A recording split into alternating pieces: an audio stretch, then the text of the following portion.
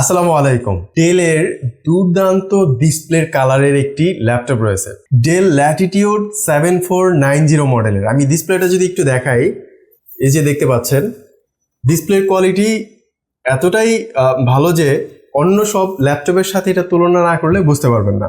মাত্র 25,000 টাকায় যারা ল্যাপটপের ডিসপ্লের কোয়ালিটি চাচ্ছেন 100তে 100, কালার কোয়ালিটি হবে অন্য ল্যাপটপের থেকে আলাদা।